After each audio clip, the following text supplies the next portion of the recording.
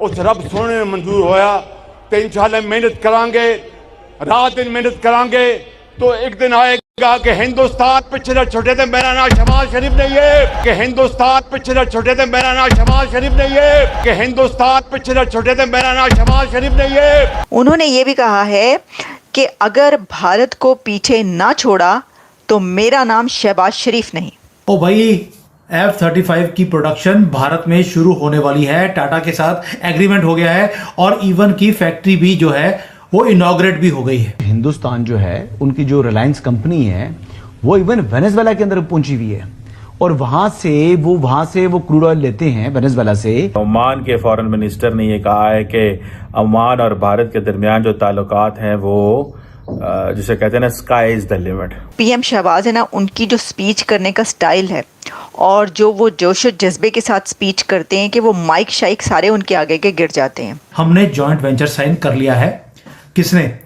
Lockheed Martin ने Tata advanced systems के साथ। ये वो जहाज है जो छुप के वार करता है और इसका पता नहीं चलता, और उसके ऊपर वो उन्होंने इंडिया को दे दिया और पाकिस्तान का जो है वो इतना, अब देखना क्या करते हैं ये। फिर सबसे बड़ी बात यह है कि F-35 जो है वो तकरीबन $40,000 फी घंटा की परवाज करता है और ये 5th जनरेशन जहाज है। जबकि हमारा तो नेबर है ओमान, इंडिया वहां से उठा आके ओमान के करीब, और आज ओमान की लीडरशिप ये कह रही है कि स्काई इज द लिमिट। वो स्काई इज द लिमिट है, उन्हें अपॉर्चुनिटीज नजर आ रही हैं। मतलब भारत को प्राइम मिनिस्टर नरेंद्र मोदी ने पॉजिटिवली इतना चेंज किया है ड्यूरिंग द पास्ट 10 years के आई सैल्यूट इट। नमस्कार दोस्तों, कटोरा शरीफ का बयान तो आपने देख ही लिया होगा कि अब ये भारत को चैलेंज कर रहा है कि भारत को ये इकोनॉमी में पीछे छोड़ेगा। हालांकि अब इसका देश ही इसे कटोरा शरीफ कहता है, शहबाज शरीफ तो ऐसा नहीं बोलते, उसका नाम ऑलरेडी चेंज हो चुका है। इमरान खान ने भी ऐसी चीजें करी थी, वो भी ऐसी बातें करता था और उसके बाद आजकल वो जेल में है। हम सभी जानते हैं कि बाहर निकल नहीं पा रहा है बेचारा, लेकिन ये कोई बड़ी चीज नहीं है। ये लोग ऐसी हरकतें करते रहते हैं, ऐसा चूरन ये बेचते हैं अपनी आवाम को ताकि इन्हें वोट मिलते रहे। लेकिन सबसे बड़ी खबर जो है भारत के लिए है वो ये है कि टाटा ग्रुप और लॉकहीड मार्टिन जो कि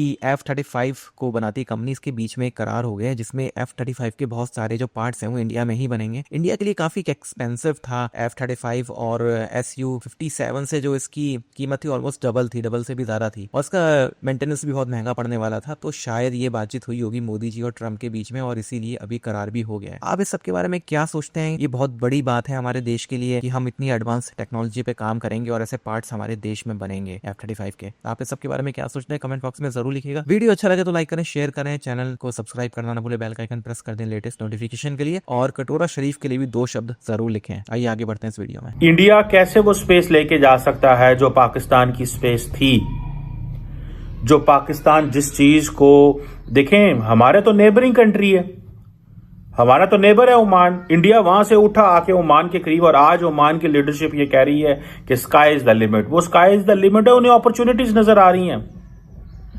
उनको अपॉर्चुनिटीज नजर आ रही हैं। पूरा का पूरा गल्फ भारत के साथ खड़ा हुआ है। वो क्यों खड़ा हुआ है? हमने वो अपॉर्चुनिटीज को छोड़ा है, हमने इग्नोर किया है। हम ये समझ रहे थे यार खैर है, कोई नहीं, अब देखा जाएगा, ये मुसलमान मुल्क हैं, इनसे बस जाके ना तेल ले आओ, इनसे ना जाके बस पैसे पकड़ लाओ। इनको इग्नोर किया, हमने उनको बेवकूफ बनाने की कोशिश की। उन्होंने कहा ठीक है, फिर जिसके साथ हमारा ताल्लुक बनता है हम उसके साथ अपना ताल्लुक को बना लेते हैं। उन्होंने अपना ताल्लुक जो है वो उधर बना लिया। अब पाकिस्तान सोच रहा हो ये हमारे साथ क्या हो गया, हम किधर जाएं। भाई साहब, पूरे के पूरे गल्फ रीजन के साथ ताल्लुकात को रीड्रॉ करें, अरब वर्ल्ड के साथ अपने ताल्लुकात को उनके साथ री इंगेज करें। देखें वहां पे क्या तब्दीलियां आ रही हैं। वो वहां पे मोनार्क्स हैं, वहां पे किंगशिप्स हैं, उनको अंडरस्टैंड करें कि जो तब्दीली एक किंगशिप में आती है हम वहां पे क्या कर सकते हैं, हमें वहां पे क्या करना चाहिए, हमें वहां पे कैसे इंगेज होना है, री इंगेज होना है। पाकिस्तान एक इंपॉर्टेंट प्लेयर है और रहेगा, लेकिन स्पेस छोड़ना कोई अक्लमंदी नहीं है। हमने स्पेस छोड़ दी है जनाब, हमने स्पेस छोड़ दी है, और वो स्पेस हमने इसलिए छोड़ी है बिकॉज हमारी हरकतें ऐसी हैं, हमारी हरकतें ही बड़ी अजीब हैं। हम एक तरफ जाके जो है वो हमारे जो लोग हैं उन्होंने अरब वर्ल्ड को सताया हुआ है, वहां पे जाके क्राइम्स में हमारा कसूर होता है, ड्रग्स हमारे लोग लेके जाते हैं, भीख हम मांगने जाते हैं। आपको पता है सऊदी मक्का मदीना के अंदर पाकिस्तानियों की ये पहचान है कि ये भीख मांगते हैं। ओमान के अंदर ये पहचान है कि जनाब ये आते हैं, इलीगल आते हैं, ये ओवरस्टे कर जाते हैं, इस तरह रहते हैं, उस तरह रहते हैं। तो वो जो सारी, मुझे याद है मेरे गांव का एक लड़का अभी भी ओमान मस्कत में होता है, तो वो वहाँ पे एक छोटी सी जॉब करता है, सेल्समैन है। उसने मुझे बताया, उसने कहा सर हम जाते हैं ओमान के अंदर, तो वो कहता है कि इंडियंस हमसे अच्छी तनख्वाहें पे आते हैं, क्यों? उनको इंग्लिश आती है। वो कहता है हमारे ऊपर आके लगते हैं, क्यों? इनको इंग्लिश आती है। कहता साढ़े मुंडे अंग्रेजी नहीं आती। तो कहता मैंने ये महसूस किया कि यार ये हमें इंग्लिश आनी चाहिए, हम पढ़े लिखे होते तो हम भी आज ये इस पोजीशन को कैप्चर कर सकते थे, हम भी इस पोजीशन को ले सकते थे। तो सवाल ये पैदा होता है कि ओमान जो है ना, ओमान का आपने वो जिसे कहते हैं ना एक वो कर दिया, रगड़ा निकाल दिया, ठीक है। और वो रगड़ा आपने इस तरह निकाला ओमान का कि ओमान को आपने मजबूर कर दिया कि तुम भारत की तरफ जाओ। ओमान ने नहीं जाना था भारत की तरफ, आपने मजबूर किया ओमान को, आपने मजबूर किया है ओमान को कि आप भारत की तरफ जाएं। वो चले गए, अब आप उनको लेके आए वापस। और कोई किसी किस्म की ये जो इंडियन ओशन कॉन्फ्रेंस हुई, आपने इस चीज को एहसास ही नहीं किया। इंडिया का जो ऑब्जर्वर रिसर्च फाउंडेशन है, इंडिया का ऑब्जर्वर रिसर्च फाउंडेशन, जो ORF जिसे बोलते हैं, आपको नहीं पता वो क्या कर रहा है? इंडिया का ऑब्जर्वर रिसर्च फाउंडेशन जो है वो एक ही तो काम कर रहा है। वो कभी observer research foundation Munich security conference के साथ मिलके जाता है मिडल ईस्ट में, जाता है यूरोप में, वहां पे अपने फुटप्रिंट्स डालते हैं। हमारे पास एक भी थिंक टैंक ऐसा नहीं है जो MEA का थिंक टैंक हो, मिनिस्ट्री ऑफ एक्सटर्नल अफेयर जैसे उनका थिंक टैंक, हमारे फॉरेन ऑफिस का थिंक टैंक हो। और मैं तो जारी बात है, मेरा तो बड़ा सीरियस क्रिटिसिज्म है अपने डिप्लोमेट्स के साथ। हमें डिप्लोमेट्स नहीं चाहिए इन पोजीशंस के लिए, हमें एकेडमिक्स चाहिए।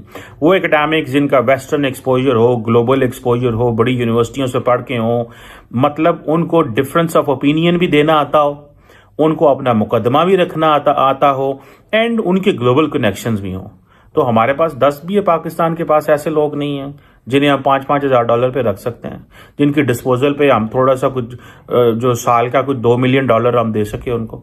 मतलब हमारे पास कोई ऐसे लोग नहीं है। F-35 की प्रोडक्शन भारत में शुरू होने वाली है, टाटा के साथ एग्रीमेंट हो गया है और इवन की फैक्ट्री भी जो है वो इनॉग्रेट भी हो गई है।